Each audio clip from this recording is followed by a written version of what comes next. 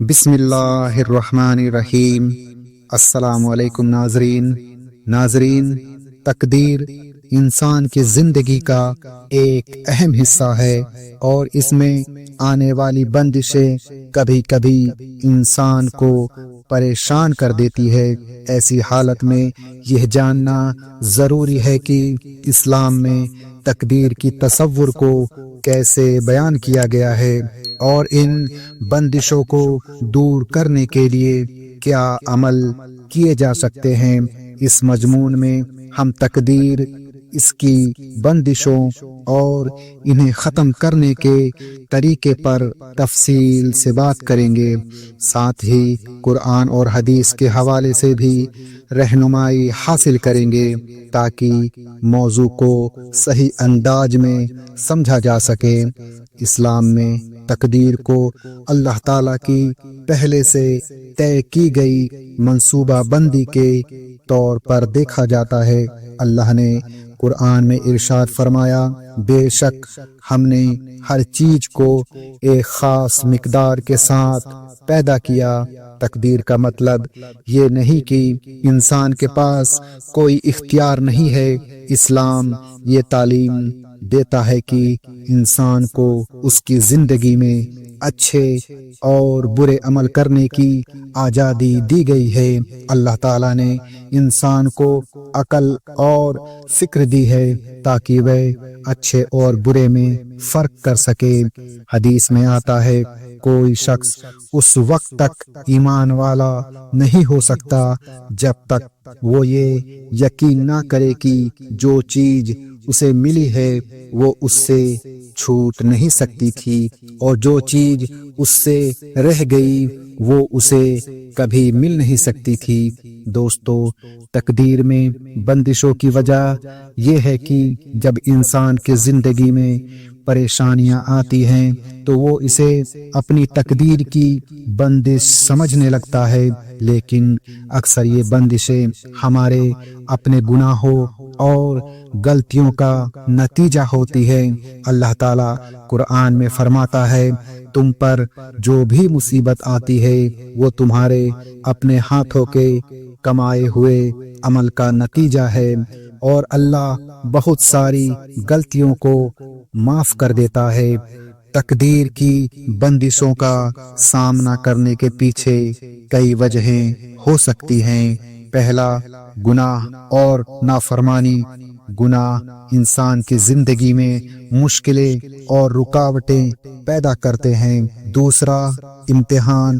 اللہ کبھی کبھی اپنے بندوں کو پرکھنے کے لیے پریشانیاں بھیجتا ہے۔ تیسرا، توبہ نہ کرنا۔ اللہ سے معافی نہ مانگنے کی وجہ سے انسان کی حالت نہیں بدلتی۔ ناظرین، تقدیر کی بندشیں دور کرنے کے 5 طریقے ہیں۔ پہلا، تقدیر کی بندشیں توڑنے کا پہلا اور سب سے اہم طریقہ توبہ اور استغفار ہے۔ اللہ تعالیٰ قرآن میں فرماتے ہیں، اور اپنے رب سے معافی مانگو اور اس کی طرف لوٹ آؤ۔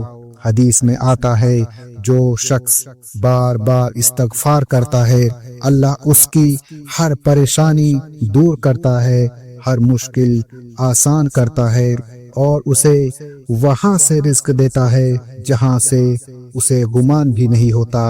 دوسرا، مصیبتوں میں صبر کرنا اور اللہ کا شکر ادا کرنا بندشوں کو توڑنے کا اہم طریقہ ہے۔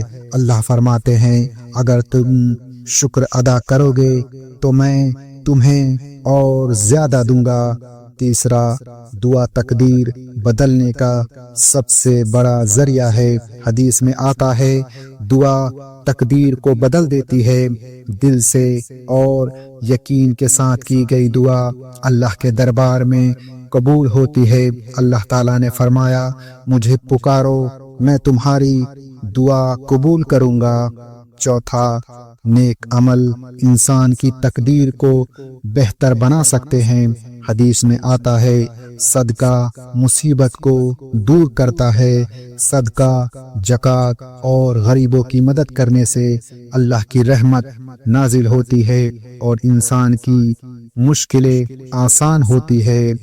5ویں قرآن پاک کی تلاوت اور اللہ کا ذکر انسان کے دل کو سکون دیتا ہے اور بندشوں کو توڑتا ہے۔